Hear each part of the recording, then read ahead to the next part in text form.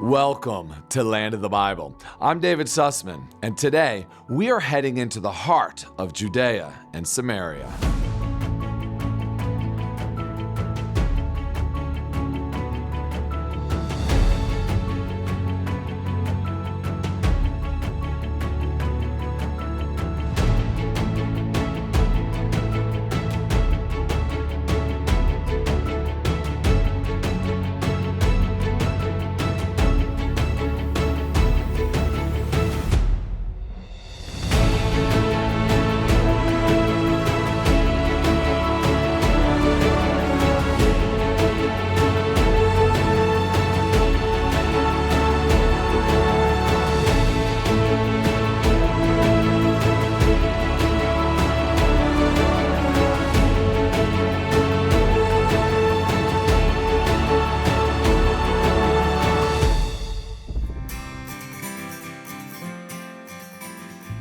Judea and Samaria are often referred to as the biblical heartland. This is the land where Abraham walked, where Joshua led the Israelites, where King David began his reign. The stories of the Bible are deeply rooted in these hills. Today, we're going to meet two passionate pioneers whose work embodies this revival. So I'm Joshua Waller. I'm the CEO here at Heartland. My name is Jeremy Gimpel.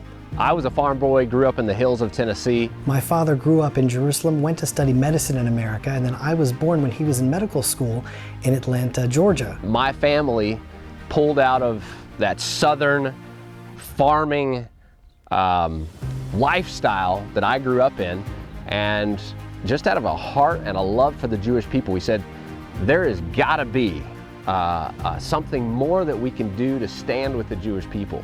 And the whole family picked up out of Middle Tennessee and moved here to Israel with a heart and a mission to serve the Jewish people of Judea and Samaria, specifically here in Israel's heartland. 21 years later, here we are, we're talking about it. My grandfather walked from Poland to Israel in 1916. It took him about a year and a half. And for the first year and a half of his time in Israel, he planted eucalyptus trees all around the Sea of Galilee. And I always grew up on the legends of my grandfather, walking, establishing the state of the Jews in the land of Israel, but I never got to meet him.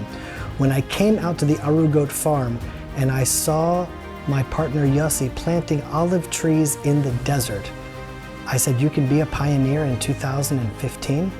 I didn't know that that was an option.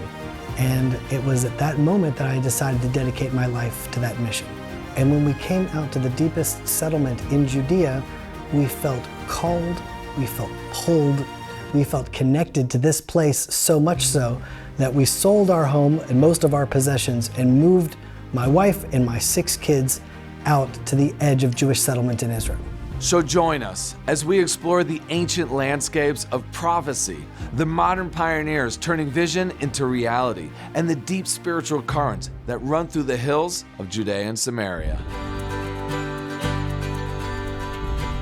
Hi, I want to introduce you guys to the work of Heartland, our life work here in Judea and Samaria. The stories that are happening here are really unbelievable. Prophecy becoming a reality.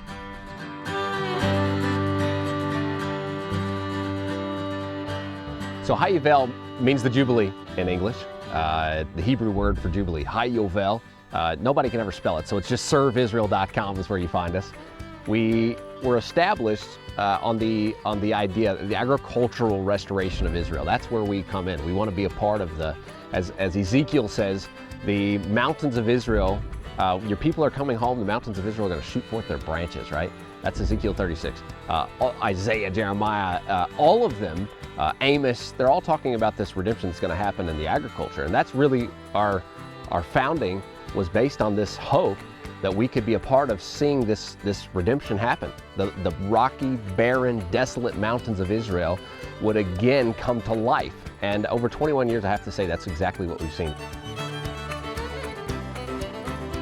We've seen the mountains literally just shoot forth life. I mean, not just one vineyard like we're standing in here, but like over 500 acres of vineyards are now shooting up across the hills of Samaria.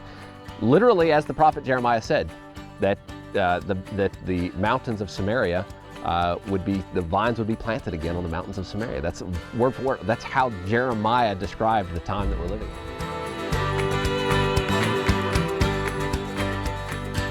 We've now had nearly 4,000 volunteers over the years from 30-something different countries that have come to serve the Jewish communities, specifically the farms here in this region.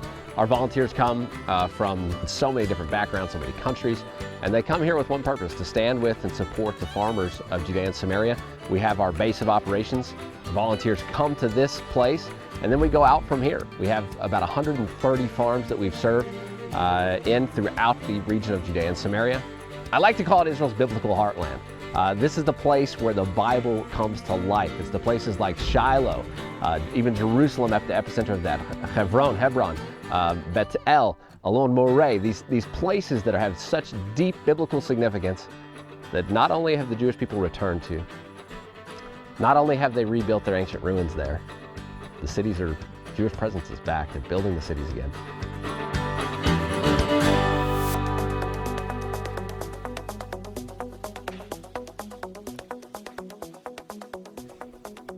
So up until this point, we've served a lot within this realm that you see around us, the vineyards, the mountains shooting forth their branches, the life of the vines returning back to the hills of Samaria and Judea.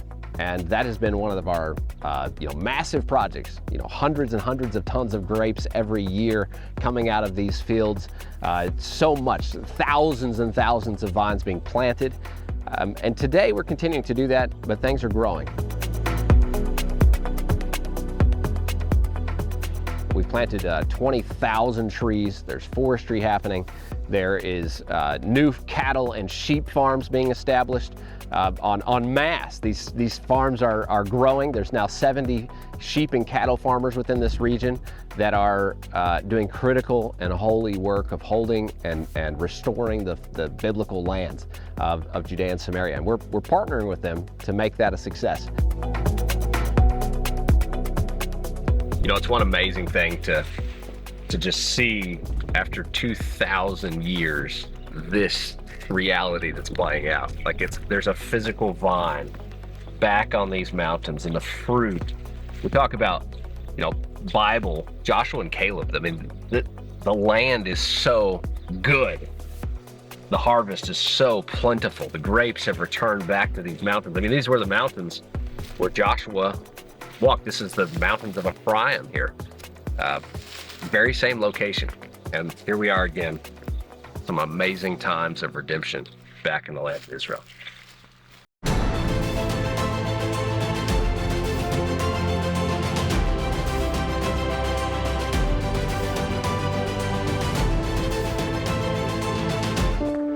Imagine walking where Jesus walked, where faith comes to life. Feel the Bible story unfold around you, from the green Galilee to Jerusalem's ancient streets. Experience the serene and welcoming land of the Bible, where miracles happen. Put your heart where His footsteps are. Visit Israel.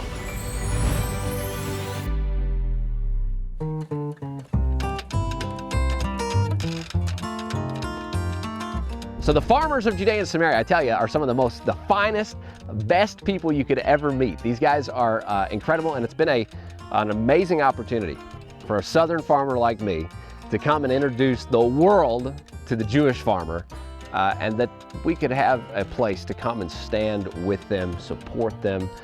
Boy, are they demonized and delegitimized on every level. The world has no earthly idea who these people are. They're the God-blessed people of Israel, the ones that have connected to the land of Israel, the Holy Land of Israel.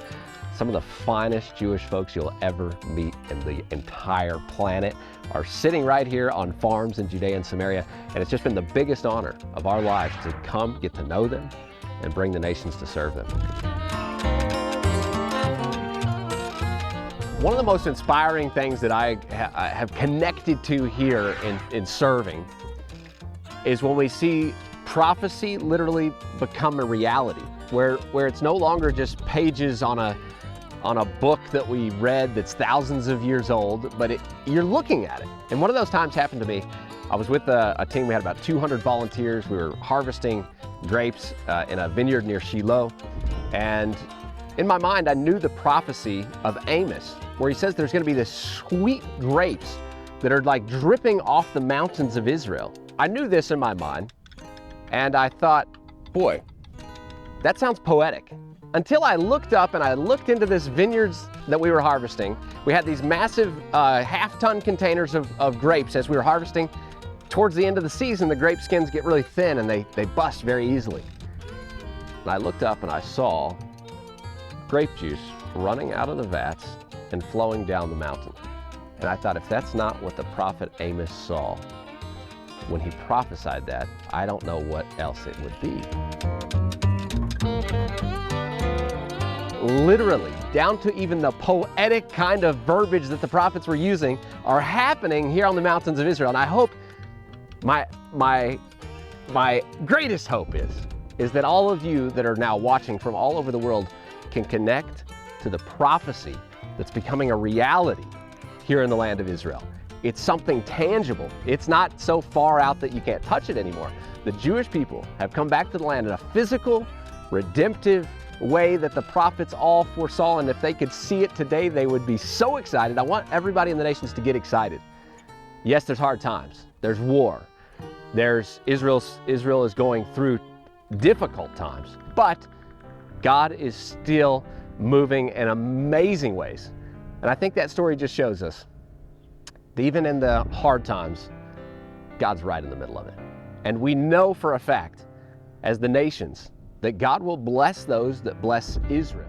Let's be a blessing. Let's serve the people of Israel as we were always supposed to do.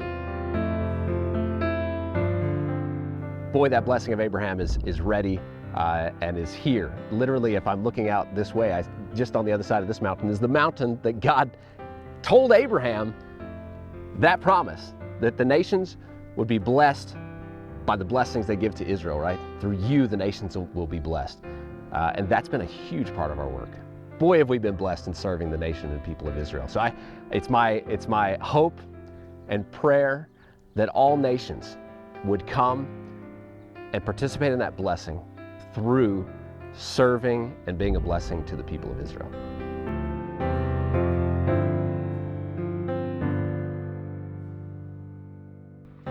One thing that I've seen and learned in my time here in Israel relating to prophecy, the Jewish people are so deep. They've learned so well prophecy. They know it like the back of their hand. And Christians, a lot of times when we see prophecy, we read prophecy, we look at it as more of a kind of foretelling the future. We're looking through a different lens. The Jewish people see it as a to-do list. And that's why these vineyards came into existence. A Jewish person saw the words of Jeremiah that said, "You shall yet plant vines on the mountains of Samaria." And they came to Samaria and started planting the vines. When I saw that there was an action connected to this and the prophecies, that the Christians not only could see it and read about it, but play an active role. Learn from the Jewish people that there's an active opportunity for us to partner with and be a part of this redemption process. That was so inspiring to me. And when I read prophecies like Isaiah that says the foreigners, those from the nations, will come and be your plowmen and your vine dressers, that excites me, because that's exactly what we're doing. It's like the prophet Isaiah knew that there would be those from the nations that would have such a burning passion for God and a passion for the Jewish people and the land of Israel, that they would pull up from wherever they were, from all these countries, and come here to be a part of this thing. The prophet foresaw that this would happen, and today we're an active part of seeing this fulfilled today. And I want to invite all of you to also be those nations that Isaiah prophesied and foretold that would come and be a part of this redemptive process that's happening here in the land of Israel.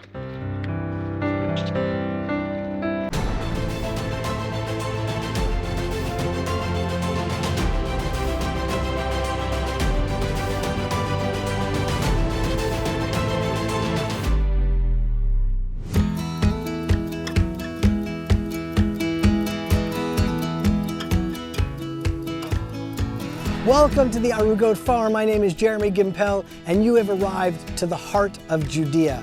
15 minutes this way is Bethlehem.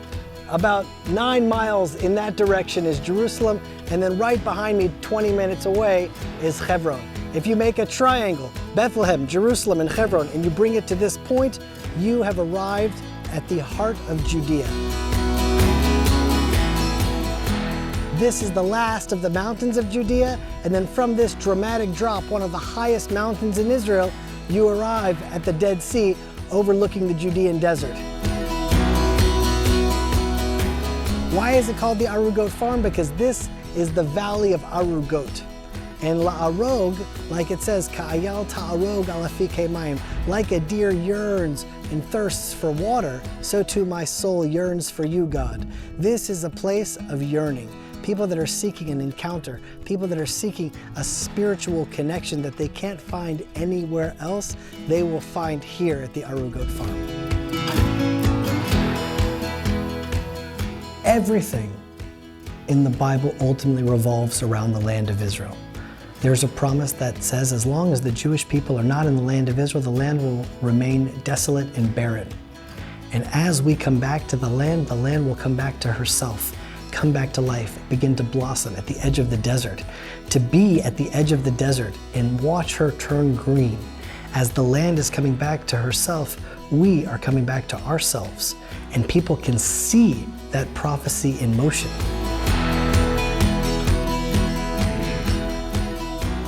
In the Bible, these mountains are called the mountains of Ziph, Z-I-F.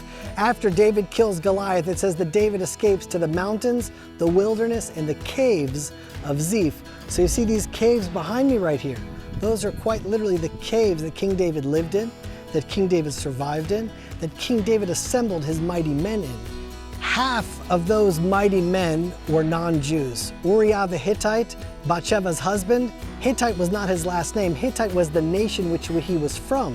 See, in the Bible, it's not just a story of history, it's a story of prophecy. And just like one day, the king's mighty men that assemble his army will be made up of both Jews and non-Jews, real believers in God that will come together for the king and for Jerusalem. And it all started right here in the Arugot Farm. A lot of people don't pay attention to this, but really there's only one promise given in the Torah to Abraham, Isaac, and Jacob. And it's the same promise at the burning bush. God says, I'm going to take the Israelites out of Egypt to fulfill the promise to Abraham, Isaac, and Jacob. And what is that promise? The one promise that the whole world spins around. October 7th, the war. It's really all about this one promise. And that promise is the land of Israel.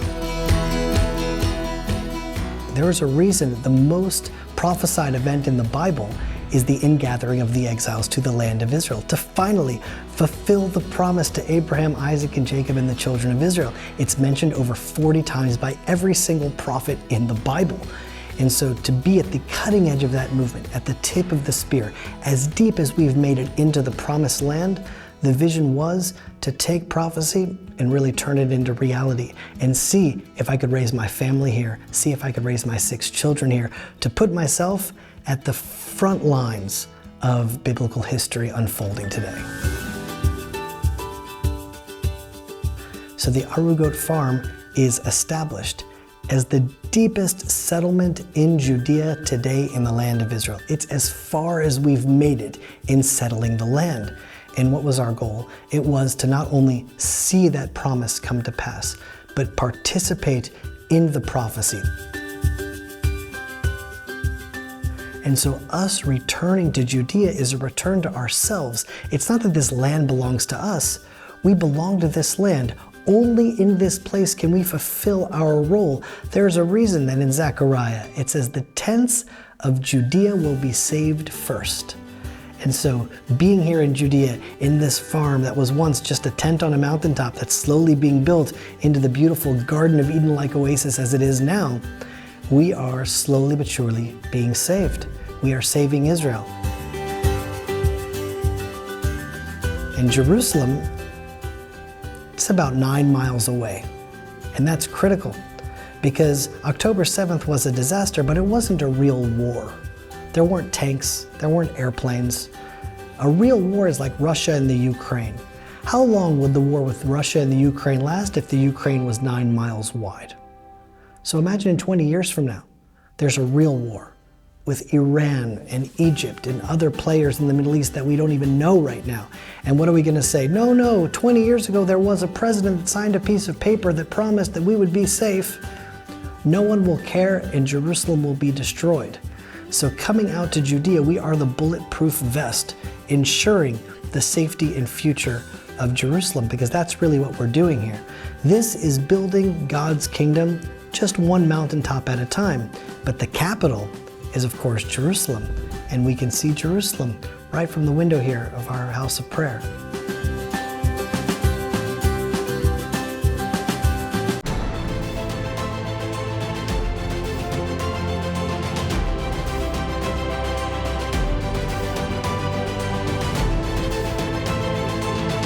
I will bless those who bless you, God promised Abraham. Embrace this covenant by connecting with the people of Israel. From Jerusalem's stones to Galilee's shores, experience living faith through their traditions and hospitality. Your journey is more than visiting biblical sites. It's about hearts that welcome your friendship. Your presence matters. Discover Israel.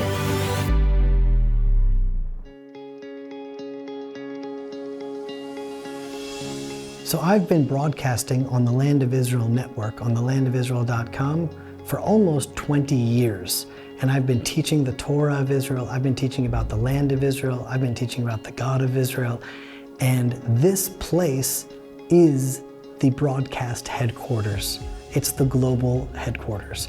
And when people come here, there's nothing I can do online that can come close to having people come here and experience this land.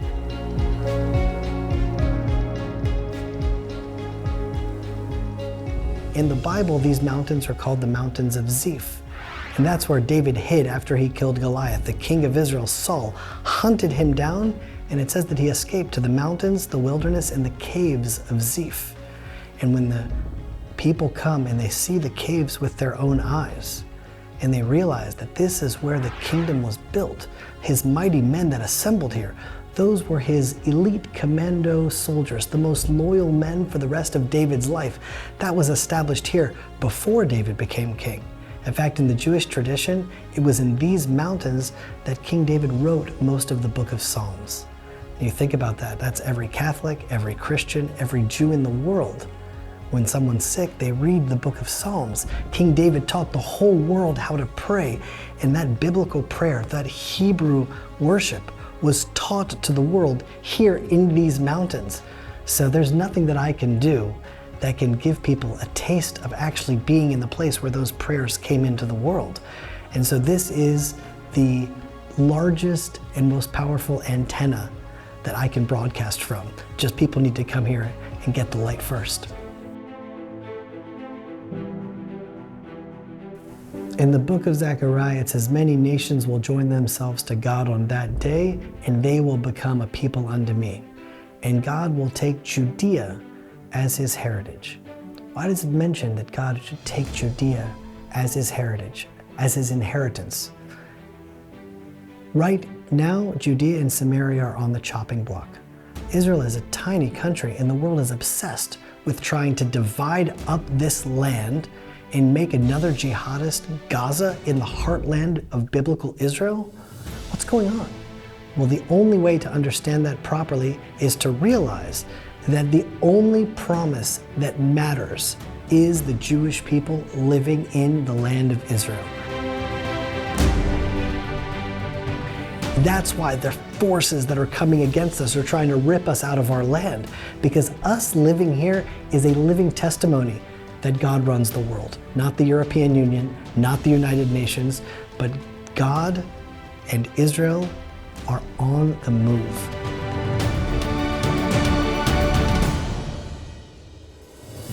The Aru Goat Farm is a center for spirituality and transcendence that is based on the Bible in the spirit of King David.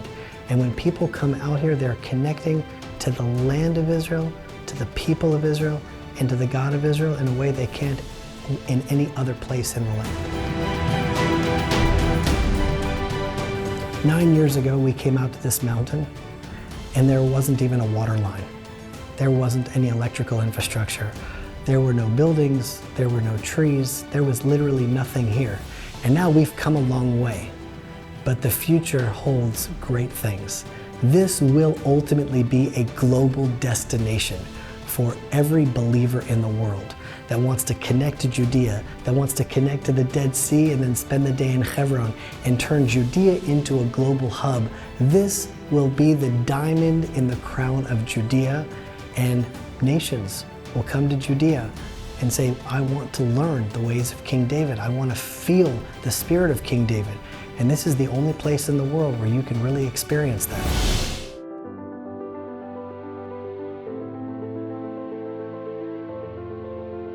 For thousands of years, Jews have lived, worshipped, and rebuilt in this corner of the Old City. We're stepping into the heart of ancient Jerusalem to uncover the layered and powerful story of the Jewish quarter.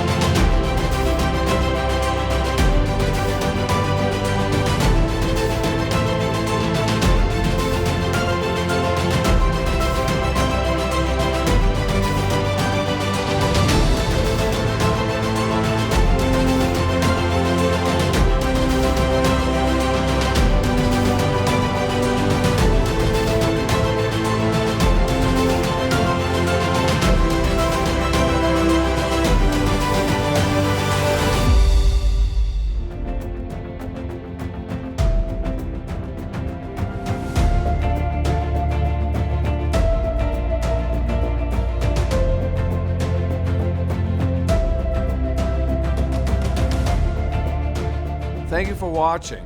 Make sure to join us next time as we connect you to the people, places, and lands of the Bible.